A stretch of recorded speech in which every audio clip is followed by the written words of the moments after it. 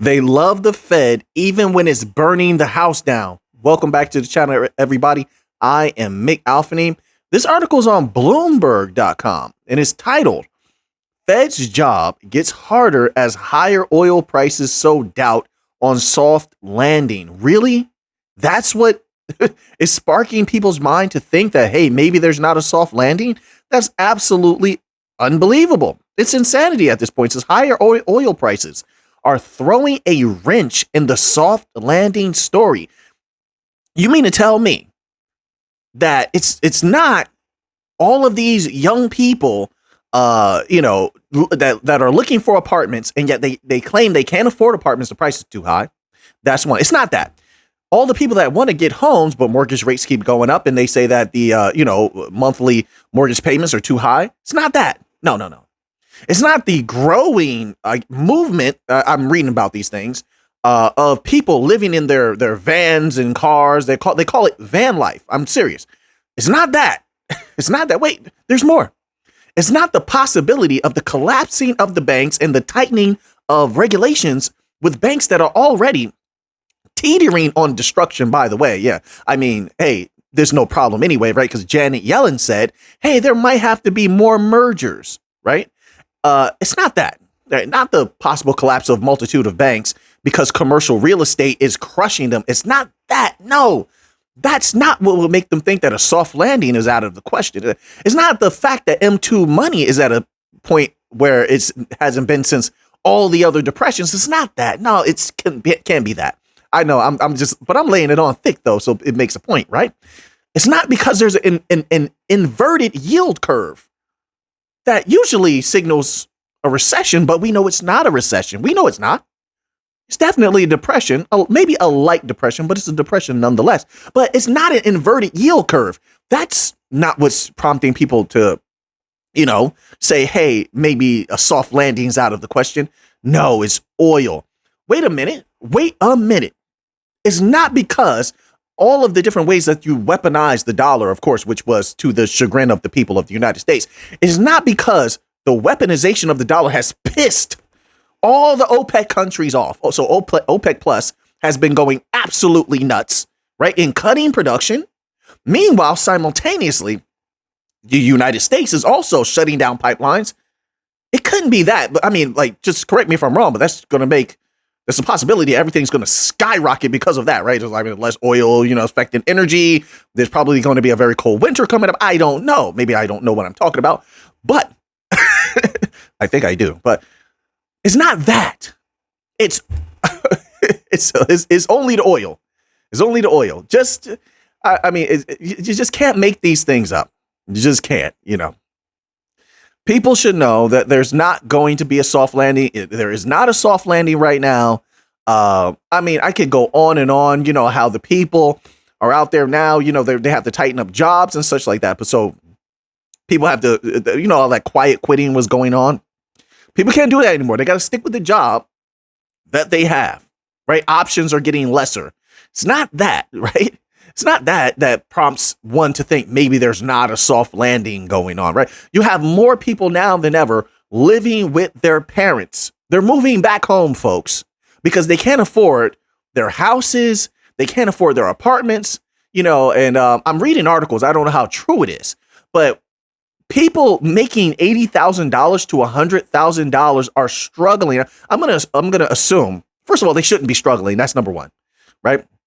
But then again, I sort of have to hold a candle to the school system. Doesn't really teach people how to budget their money, right?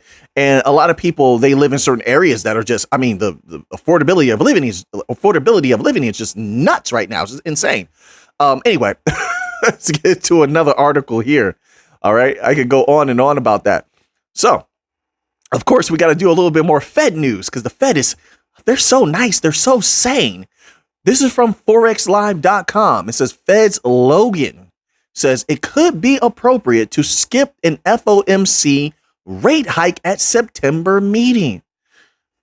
Fed, I don't know what's going on at the Fed. I've been covering federal information for a long time now. You're very confused. 1 minute you're hawkish, 1 minute you're dovish. It's like, is this a technique where they're trying to keep the people off balance somehow? It says here, Dallas Federal Reserve Bank President Lori Logan says this, first bullet point, it could be, quote unquote, it could be appropriate to skip interest rate increase in September. We'll see what the Fed does. Like personally, and I mean no disrespect, I believe they've gone insane. Like nothing that they do makes any type of sense whatsoever. But if they were to skip that, how do you do that when they've shown that certain data as far as inflation went back up? How do you skip? So if you skip one now, then what would prevent that data from going even higher? And then on top of that, how do you say this knowing about the production cuts in oil and how that affects energy and how energy affects pretty much the transport of all the different goods and such? And I know they negate certain information like goods and services and energy, something like that. I don't know. You can look it up for yourself. But knowing that could definitely add to inflation, right? Especially at the pump, right? At the pump. Why would you even suggest skipping that interest rate hike? Now, let me tell you something now. Yeah, if you do more interest rate hikes, more people are going to lose their jobs, but we already know that. It's already too late. Got the ball rolling. So I just don't understand where this type of statement comes from. Just my humble opinion. You could disagree with me. I'd be fine with that. It says here, there is work left to do to get to sufficiently restrictive policy. Yeah, I mean, I'm looking at policy when it comes to the banks. I cover the banks the most in a lot of other arenas that I cover. And you're pretty much putting a stranglehold on them. Yes, they were wild. And yes, the banks are wild and out of control. They definitely were. They definitely are. But you're strangling them right now. You are. It says skipping does not imply stopping rate hikes. Why would you skip then? It does nothing but add to the problems. Don't skip it. Keep a consistency. Is this about reputation or is this about doing what you're supposed to do? I guess that question is up to the people to answer. We'll see. It says here, not yet convinced we've extinguished excess inflation. You don't say. All the data tells you that. It says here, Fed needs to calibrate policy carefully. Yes, but when has the Fed been careful? You see, they should have been using something light to put everything together. Instead, they went around with a mallet and just start smashing everything. That's what it looks like. It says must proceed gradually.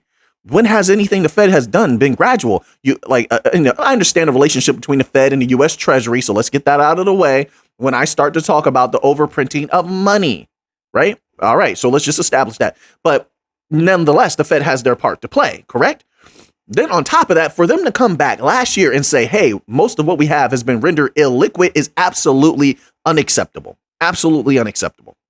It says here, significantly lower inflation in recent months, encouraging. Is that so? You're looking at all the data or just certain aspects of data? There's a lot of different charts to look at, and some of them don't look good. You see, they're very selective about things, and this is why a lot of people are going to be caught off guard with what's coming in the future. And I think that there's going to be a bit of a struggle more than what we're going through now. Well, most people, there's going to be more of a struggle in the future. It says, but too soon to confidently say on the path to 2%. All right, let's get off this Fed article here because I'm just going to keep on ripping this article apart. It's kind of fun in a way. It says here we go. This is from marketplace.org and it's titled, Inverted Yield Curve Signals Recession. Is it wrong? They're actually questioning. This is mind-blowing, folks. They're actually questioning charts and solid data. Who am I supposed to believe? Are you going to lie, article writer, or the charts? Who's going to lie first? Come on now. Come on, man.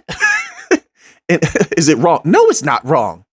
You see, it directly correlates with what M2 money is telling you, and it's not a recession. It's a depression. If you have M2 money telling you it's a depression and you have an inverted yield curve, then that tells you it's not a recession and that we've already been in it long enough to have this type of data coming out. But it says here, you know that once mythical soft landing thing that Chicago Federal Reserve President Austin Goolsbee referenced in his recent interview with the Marketplace? No, I don't, because I don't listen to Austin Goolsbee, but all right, let's roll with that. It says it's the thing where inflation is tamed, but the economy stays just fine. Really? This shows the disconnect in reality between what the people on the ground are going through and what you believe and what you want to believe they are going through. It says, well, More and more economists are convinced that's actually going to happen. Goldman Sachs recently put the odds of the U.S. entering a recession in the next 12 months at just 15%, down from a projection of 35%. Yes, and it's very advantageous of them to do such a thing. You have to look at who benefits from putting out certain information, right? It says if Goldman Sachs is right, that means the bond market might be wrong. For well over a year now, we've had what's known as an inverted yield curve. It's not wrong. Not at all. It says, meaning the interest paid by 10-year Treasury bonds has been lower than shorter term debt, like 2-year Treasuries. Historically, the inverted yield curves have been a pretty reliable indicator that a recession is likely. So why would you doubt it now? You see, very strange, right? No, I wouldn't doubt it now. I would go with that. And then a lot of things will make a lot of sense. I mean, let's move on here. Folks. Last article, we're going to end off with this one right here. I appreciate you all being here. Please subscribe to the channel. We'll keep the news coming, okay? It says here, this is from watcherguru.com. Watcher.guru. It says here, China aiming to bring down the U.S. economy. I'll insert this. It looks like the U.S., the rulers of the U.S. are trying to bring down the U.S. economy. You want to be realistic about it. It says BRICS is now an 11-member alliance, with China being economically stronger with a GDP of 19 trillion. The nations are only second to the U.S., which has a GDP of 25.5 trillion. China is competing with the U.S. economically, and they're having a lot of problems in China. Let me just put that out there. It says, well, to be fair, the U.S. is having a lot of economic problems as well, but I think China's having a little bit more, to be fair. It says the newly extended BRICS gives it a boost to challenge the dollar. What do they mean by that? Newly extended BRICS. Oh, okay. To challenge the dollar. I think more so what they're trying to do is greatly diminish the dollar, yes, which the U.S. is greatly diminishing the dollar already. So let's put that out there. That's two. But I think more so they want to survive what's coming. I think a lot of the fiat currencies are going to have a problem in what is becoming rapidly a multipolar world. All of these nations are rapidly moving closer to a digital currency. But in order to do such a thing, I think that they all have this common thought that they must diminish the legacy fiat currency first before they move to digital currencies. So they're all trying to get their position, and they want to survive what's coming because none of their economies are doing well. And why do I say that?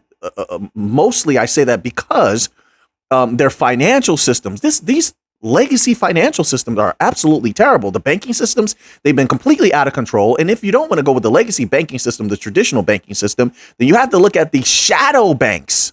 The shadow banks, over $200 trillion they hold. A lot of that capital is very difficult to track. And that definitely is another guillotine that could come down on the neck of the banking system that we know of as we know it today. So I think they see that coming. There's sort of a financial apocalypse that they're trying to survive, hoping that they can avoid, but they don't really have solutions to avoid it. And once again, this is why so many people are going into commodities to protect their value. You know, gold, silver, other legacy things that they can store their value in, high-priced artwork, things of that nature, to protect their capital, as opposed to holding it in a dying fiat currency or checking and banking account, a checking and savings account, you know, where you're not really seeing a good increase on your capital, things of that nature. So I think that's more of what it's about. They see what's coming and they want to make it through, right? So now that you have the information, what are you going to do with it? I know what I'm going to do with it. So until next time, let's get to the money.